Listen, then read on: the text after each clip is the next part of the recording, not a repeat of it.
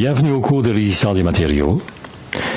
Nous débutons par ce module 10, une sollicitation différente de ce que nous avons vu précédemment, le cisaillement. D'abord, quelques photos vous montreront différents types de cisaillement. Ensuite, on définira le cisaillement et les conditions de résistance au cisaillement en introduisant la notion de contrainte de cisaillement. Tau, qui est en opposition à la contrainte normale sigma que nous avons vue dans les sollicitations précédentes de traction et de compression. On examinera également ce qu'est l'angle de glissement. On présentera les rivets, les boulons qui sont soumis au cisaillement. Enfin, deux exercices simples viendront clôturer ce module 10. Voilà, je vous souhaite une bonne découverte de ce nouveau module consacré au cisaillement avant de vous donner rendez-vous pour le module suivant, le module 11, consacré aux exercices sur le cisaillement. Le cisaillement, la première partie, car en effet, une seconde partie sera réservée plus spécialement aux exercices. Quelques exemples de pièces cisaillées. Mais vous voyez d'abord une poutre reposant par exemple sur deux appuis et fléchie, bien sûr, mais avec bien sûr cisaillement aux appuis. Donc le cisaillement s'exerçant à l'appui. Voilà par exemple deux plats assemblés par rivet. Vous voyez que l'effort vers la droite et l'effort vers la gauche ont tendance à cisailler le rivet qui se trouve ici, c'est-à-dire vraiment cisailler le rivet. Même exemple concernant deux plats assemblés par cordon de soudure. Si ces efforts s'exercent comme vous le voyez ici, ce cordon de soudure a tendance à être cisaillé. Vous le voyez ici également.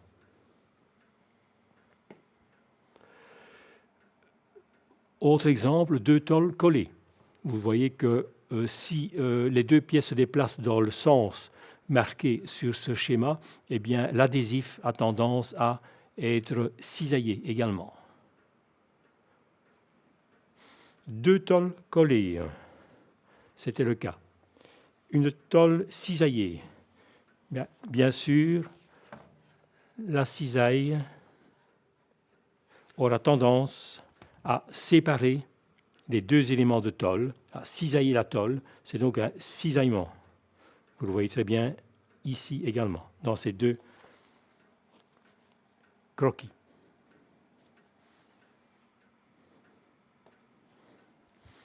Alors, l'essai de cisaillement.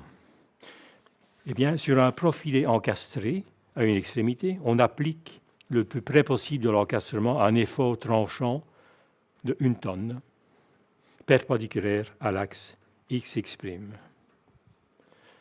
Si la charge augmente, on observe une période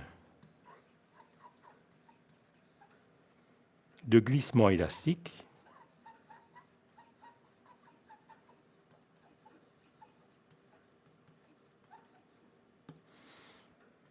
et ensuite une période de glissement plastique. Enfin, non élastique en tout cas. Suivi de rupture par cisaillement.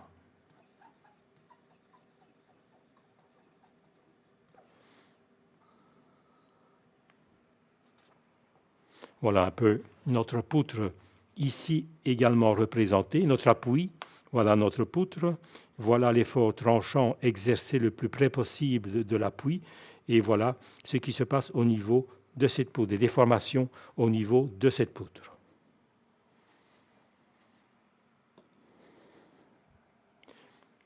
les conditions de résistance au cisaillement. Pour qu'une pièce sollicitée au cisaillement résiste en toute sécurité, il faut que T sur S, qui est égal à tau, soit inférieur à 4/5 de sigma A ou 4/5 de R0 sur K.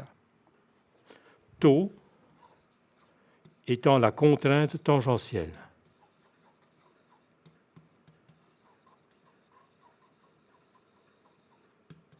En newton par millimètre carré. T étant l'effort tranchant.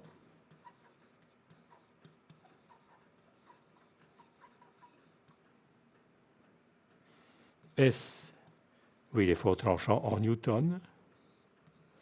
S étant la section cisaillée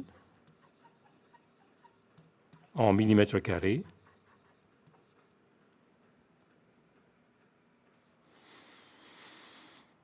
Donc, il faut bien tau inférieur ou égal à 4/5 de R0 sur K, c'est-à-dire 4/5 de sigma A.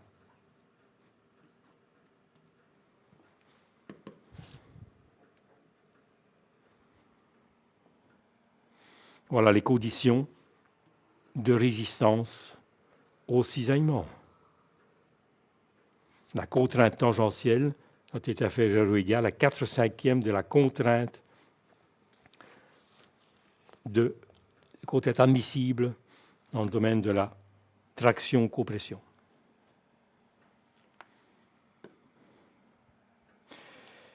Exercice numéro 1. Un vérin hydraulique imprime un effort de 200 000 newtons sur une poutre de section carrée, 100 sur 100 mm. Déterminer la contrainte dans la section cisaillée. Bien, on peut imaginer cette poutre ici même, reposant donc sur ses appuis A et B, et sur laquelle est exercé à ce niveau-là, le plus près possible de l'appui, un effort F égale 200 000 newtons. Étant entendu que la section de l'appui, la section de la poutre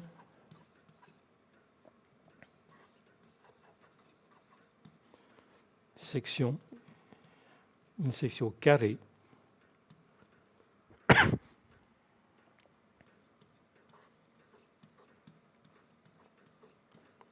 sur 100 mm. Effectivement, il s'agit d'une contrainte tangentielle, une contrainte de cisaillement. Tau est égal à T sur S, et donc égal, T étant égal à 200 000 newtons, divisé par la section qui est égale à 100 au carré, c'est-à-dire 10 000 mm², nous avons donc 20 newtons par millimètre carré, qui est la contrainte tangentielle, la contrainte de cisaillement. Les conditions d'acceptation sont que tau soit inférieur ou égal à tau A, c'est-à-dire inférieur ou égal à 4/5 de sigma A, c'est-à-dire inférieur ou égal à 4/5 de R0 sur K, c'est-à-dire 4/5 de 370 divisé par 5. Et nous avons donc pour valeur tau admissible inférieur ou égal à 59 newtons par millimètre carré. Notre section de poutre est tout à fait correcte puisque la tension de cisaillement de 20 newtons par millimètre carré est bien inférieure à la tension admissible tau à 10 petit a.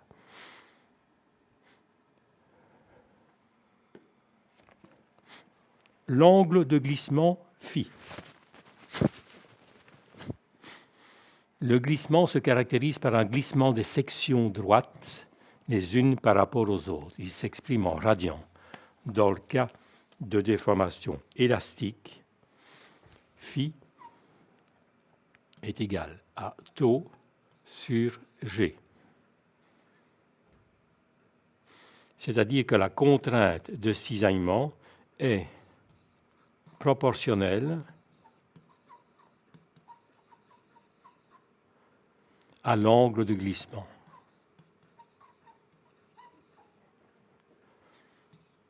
L'angle de glissement phi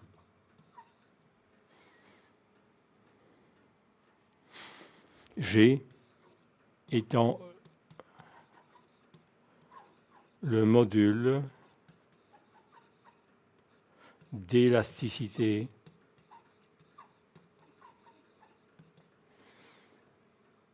transversale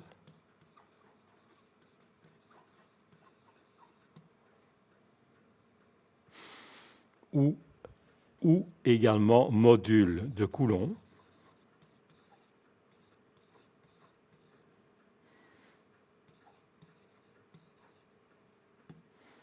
en newton par millimètre carré. Quelques valeurs de G. Pour l'acier, nous avons une valeur de 90 000 pour ce fameux module de Coulomb. Pour le fer, 80 000. Pour le bois, 5 000. Pour les matériaux fragiles comme le béton et la fonte, il est préférable de ne pas les utiliser en cisaillement. Exercice numéro 2. Si la contrainte tangentielle vaut tau égale 40 newtons par millimètre carré et que G vaut 90 000 newtons par millimètre carré, que vaut l'angle de glissement phi? Eh bien, phi est égal à tau divisé par G, c'est-à-dire 40 divisé par 90 000. Nous avons comme valeur 0,00044 radians, que nous devons bien sûr transformer en degrés, minutes, secondes, c'est-à-dire 0 degré, 1 minute, 30 secondes. Au niveau des rivets, qu'en est-il? Les rivets fixent les pièces à demeure et forment des assemblages inamovibles. Par contre, les boulons permettent un démontage facile. L'assemblage par boulon est donc préféré car il coûte moins cher que le rivetage. Le calcul se fait comme s'il s'agissait de rivets. Les rivets sont en acier doux, extra doux. Ils peuvent être en cuivre ou en aluminium.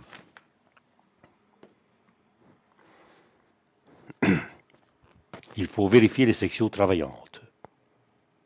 2 plats assemblés l'un sur l'autre.